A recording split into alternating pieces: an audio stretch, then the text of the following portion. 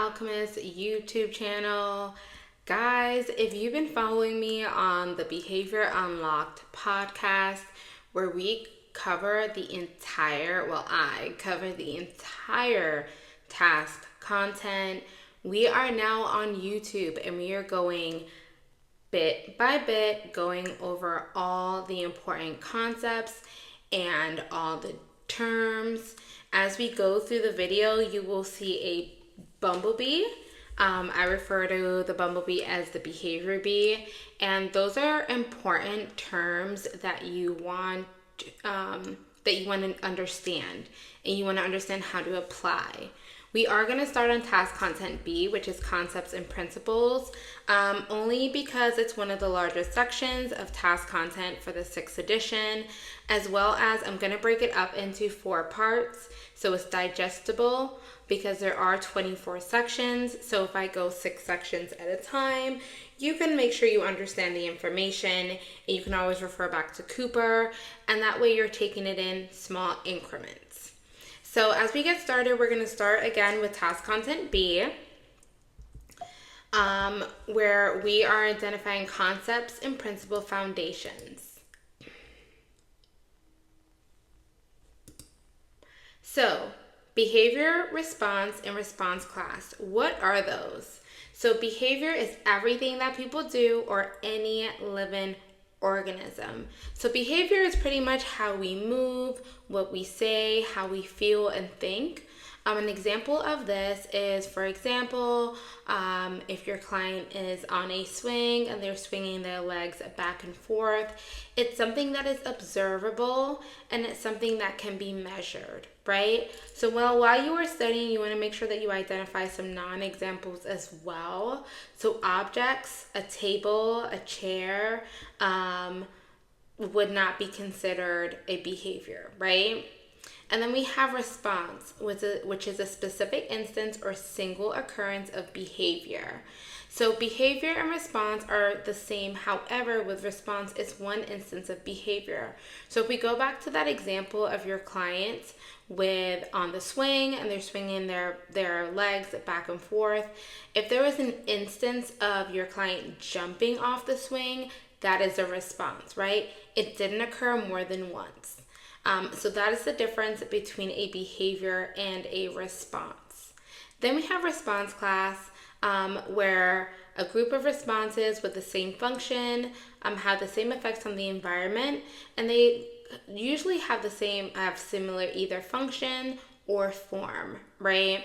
So with a response class, they share similarities by function or by the form of the behavior. So an example, and I'll go over this in the next slide as well with response class, but just to give you some examples first, with function example, you can cut a piece of foil. You can use it by, if you're baking, you can use scissors, you can use the blade on the box, or you can tear it, right? The function is retrieving a piece of foil. And then for form, which is typographical, right? Your client might whine for attention, whine for access to tangibles, or whine to escape from a particular task. What's most common is when our learners are, engaging in educational aspects, right? So then let's break down response class a little bit more. So in order for a group of responses to have the same effect on an environment, the similarity is defined by the function or the form. So let's decipher this. When we think of function, think of the way and the why of how we do something. So if you remember the beginning of the video, not too long ago, I had mentioned we're gonna have the behavior bee, right? So my guy right here is the behavior bee, and he will pop in on the slides for terms you really want to be able to understand. The behavior bee is specifically on this slide because a lot of the times when learners are completing mock questions, they will confuse stimulus class with response class. And remember, with a response class, there is multiple responses to one stimulus. And then with stimulus class, which I will go over in the next section, it's multiple stimulus, but only one response. So some examples with a response class as it applies to function, how we open a pack of Skittles. We may tear it with our hands, bite it open with our teeth, cut it open with scissors. Regardless, all the behaviors result in an open bag of Skittles. And then we have a response class as it applies to form, right? So this is most common in clients that are probably nonverbal. They'll cry for access. They'll cry for escape, maybe from eating beans. They'll cry for access to a toy, maybe in the store, in the community. Crying looks the same in every single occurrence. So the response, there's one stimulus and there's multiple. They just want access to something. And then we're in part B2, stimulus and stimulus class. So as mentioned before, we had the behavior back here on response class. So let's see what the difference is between the two. So stimulus and stimulus class. Stimulus is a change in the environment that impacts behavior. It consists of antecedent stimulus, evokes or abates behavior. A consequent stimulus reinforces or punishes future behavior. So we haven't got to that section yet, but when a behavior is evoked, right, it increases the behavior. When it's abated, it decreases the behavior. So a stimulus is considered anything that's moving in the environment that can stimulate a person. Things such as our senses, what we can smell, see, touch. It gives us something to respond to in our environment. You can think of when there's a light and it's bright, right? Or maybe on your phone, the screen may be super bright, especially at nighttime. So you may, dim that light. Or maybe the smell of baked cookies on Saturday morning, or a phone notification, right? According to Cooper, he defines stimulus as energy changes that has effects on the organism through its receptor cells. So that is the scientific definition of a stimulus. So what is a stimulus class? So again, it comes in the form of formal, which is topographical, temporal, which refers to time, functional, which is discriminative stimulus, and arbitrary, right? So with the formal, we're usually referred to physical features such as size, color, shape. And then with temporal, it usually refers to the time. So relationship in time. Does the behavior occur? When does it occur, right? Is it before a certain instance? Is it after a specific instance, right? And then we have functional. How does it function, right? We have a stop sign, holding up your hand. They all indicate for you to stop. And then we have arbitrary, right? So when I think of arbitrary, the most common examples used are fruits. Apples, bananas, and oranges are all in the fruit family. I like to think of a grocery store. So you are in a grocery store and you've got a shopping list, right? If you're a mother, you know how this goes. You want to be in and out of that grocery store if you're not Instacarting or shipping, right? So I know that if I want to grab donuts, cupcakes, maybe a slice of cheesecake, I'll go to the bakery department, right? Arbitrary, all those items are going to be in the baked goods department. If I want to get steak, meats, seafood, I will have to go to the perimeter of the store, to the meat department, right? If I want to get cheeses or deli meat, I'll go to that department in the grocery store as well. So arbitrary, I like to think as just categorizing specific items into one. And then we have probing. So I like probing. It's funny because I said on the Behavior Unlocked podcast that probing, I always think of like my daughters when they're pointing at each other or poking each other, trying to get one another to get frustrated, right? We're not specifically doing that with our learners. However, we are asking our learners to perform a task to assess whether they can perform the task or not. So for example, say you are in educational classroom setting with your client, and you ask your client, the teacher hands out a bunch of whiteboards to all the students. And this is the first time you observing your client in this setting, sitting on the carpet, engaging in a whiteboard activity. So you're going to probe your client and say, write your name.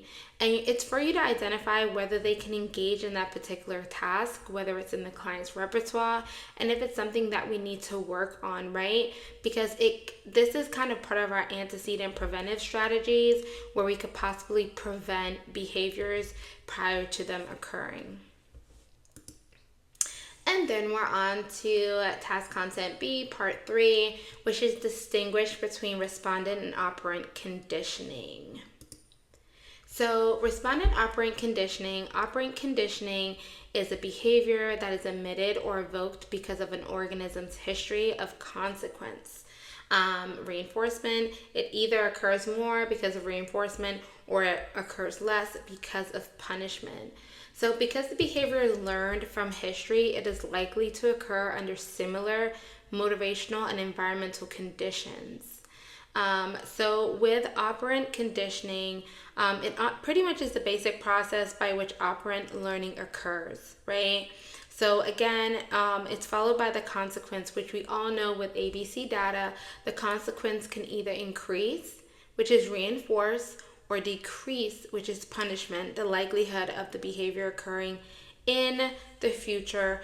And that is under same or similar MOs, motivational or environmental conditions, which is learned, right? And you can refer to Cooper when it comes to operant conditioning. There's some great examples in your textbook. And yes, I use a lot of these notes from the textbook. So if you haven't touched your textbook since grad school, blow that sucker off, get the dust off. It's time for you to refer back to Cooper. And then we have respondent behavior, which is reflexive and unlearned behavior that is elicited by an antecedent stimulus, right? So again, when you're thinking about respondent behavior, right, think about blinking, arousal, sweating, sneezing. With respondent behaviors, typically it's obviously this is based off learning history, so it's a respondent conditioning. So it is elicited by antecedent stimulus, and its results is something that occurred prior to the behavior. So just like we say, antecedents can be a setting. Say for example, you were dusting the blinds and then you sneeze. The antecedent would be you dusting the blinds, and the respondent behavior would be sneezing. And now we have B3, we're continuing on. So respondent conditioning, like I mentioned prior. So here are a few examples. Again, behavior B is in the building. You're going to see the word relationship come up a lot as we go through the task content, because ABA is about learning and unlearning behaviors that are relations to stimulus and the environment around us. So a lot of the task content refers to relationships, because that's pretty much what we do in the field of ABA, is identify what those true relationships are. So with respondent conditioning, it focuses on relationship between the stimulus and involuntary responses. So with respondent conditioning, for example, say my husband comes home. He used to be on a night schedule, no longer, but say he used to come home at 3 a.m. So if I heard the front door alarm go off, I wouldn't become alarmed, right? Because I'm habitual to it now. But if I heard the front door alarm go off earlier than 3 a.m., or my husband was out of town, I would be startled. I'd probably go investigate, why is my front door alarm going off? Right? And that is based off respondent conditioning. So because of respondent conditioning, I have now become habitual to the sound of the alarm, my front door alarm going off around or at 3 a.m. And then with the operant conditioning, for example, my daughter comes home from school, she puts her stuff away, I give her praise and $5 in her green light card. Guys, I will share a video on how I love green light for preteens and teens, but back on topic. So I give her praise, $5 in her green light card. When she comes home and throws her things on the floor, I respond by asking her not only to clean up the things that she dropped on the floor, but to also clean up the entire living room, which is restitutional over correction, which is correction of the environment, which we'll go over that again later on in another task content. So it's a reinforcement because now my daughter's likely to now put her things away so she doesn't have to clean up the entire environment. So how are these related, right? So we have a neutral stimulus, which is ability to elicit reflexes through respondent conditioning. This is before it is paired. So this item, for example, this could be a neutral stimulus, could be like music, right? And a music is playing, it really has no, even if you like it or whatever, the sound of the music or the song, the theme song has no meaning, right? It doesn't create a response or anything, right? And in unconditioned stimulus, it's elicited unconditioned response behavior untaught. So an example of an unconditioned stimulus could be you're watching a scary movie, right? And then an unconditioned response is you get startled, you get scared because it's a scary movie, right? And then the conditioned stimulus is if that soundtrack that was a neutral stimulus is now paired with the scary movie. Now it's become the conditioned stimulus because now every time you hear the soundtrack, you think of the scary movie. Maybe your heart rate increases, right? Which is a conditioned response, which is a response learned from reflexes from a conditioned stimulus. So these all tie into one another with creating responses, and these also can be unlearned as well by removing the conditioned stimulus. Then we have selectionism, which is based on phylogenic, autogenic, or cultural, right? So with phylogenic, it's usually, I like to think of what we're born with. So like when you take your dog, when a dog kicks their legs after they use the bathroom, right? With phylogenic, we can change and adapt through evolution. So this happens a lot with animals, right? They have to survive in new habitats. So they learn how to maybe live underwater, or they learn how to spend more time on land if it's an animal that by nature is supposed to stay in the water, right? So that is phylogenic. And then we have autogenic, which is based on learning history. So just remember on learning history, maybe you just had a baby and you realize that when you give them milk or a particular formula with dairy, they become colicky, right? It's based on learning history, so you're less likely to give that baby formula. Another example is you don't drink guava drinks because last time maybe you went to cocktail hour and the drink had guava in it and you got sick, you felt sick, you didn't feel well.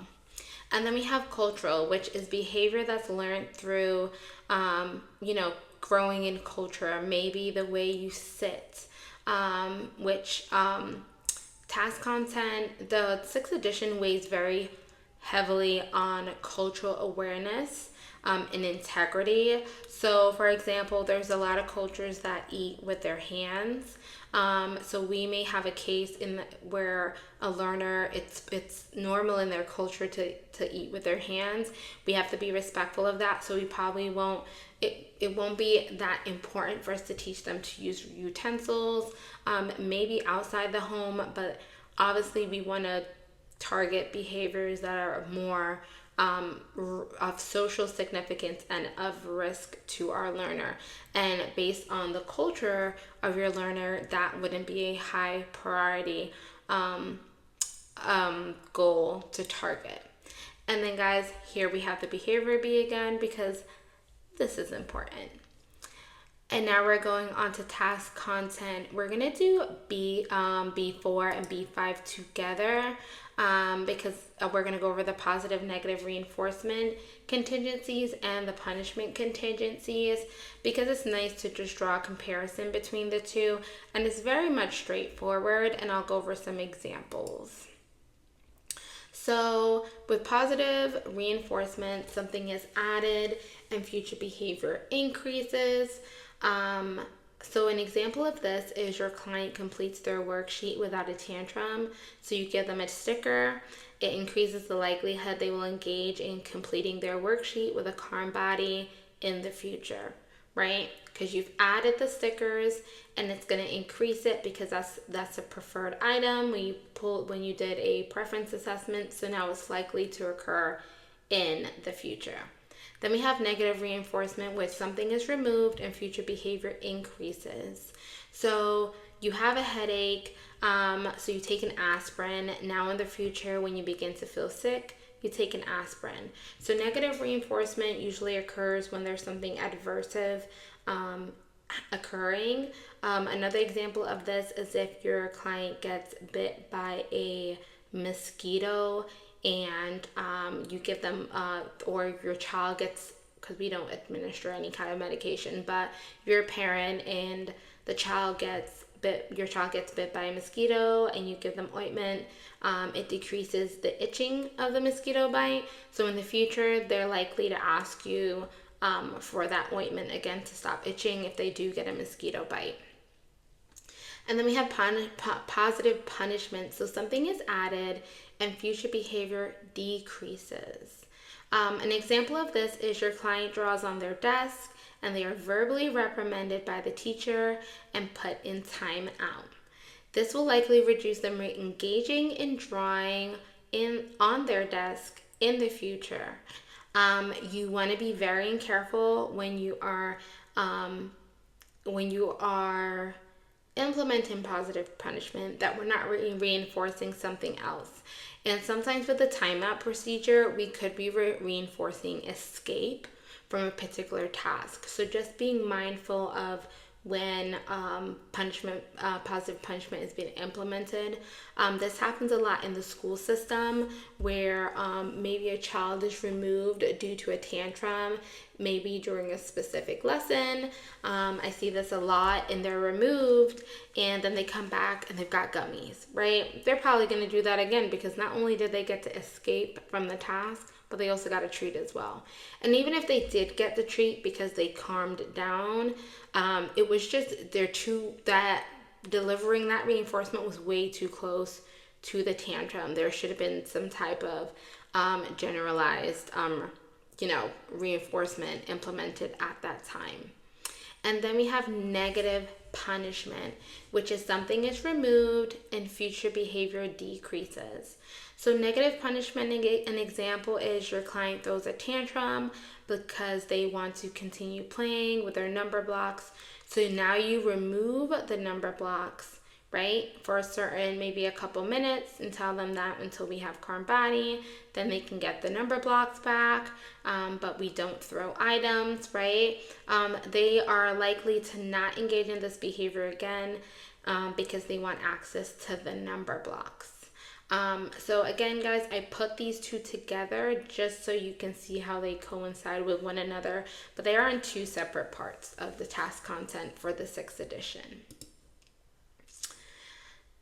And then we have B6, which is identifying and distinguish between automatic and social, right?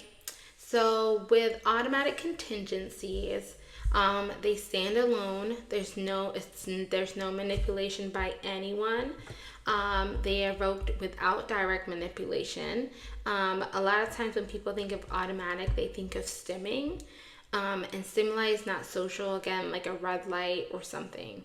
And then with social mediated, the antecedent or consequences presented by someone, right? There's been some manipulation by someone or something in the environment.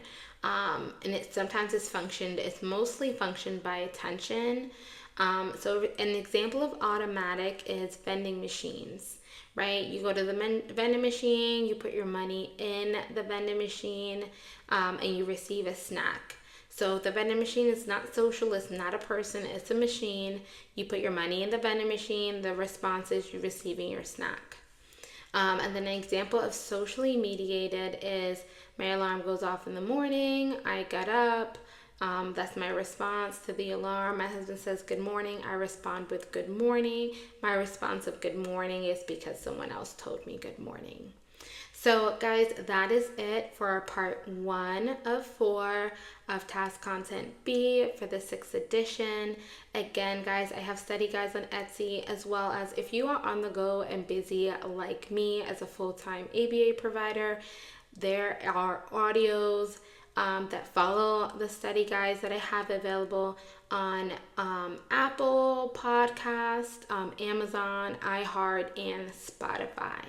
So again, guys, happy studying, and I'll check in back with you guys on part 2 of Task Content B. Happy studying!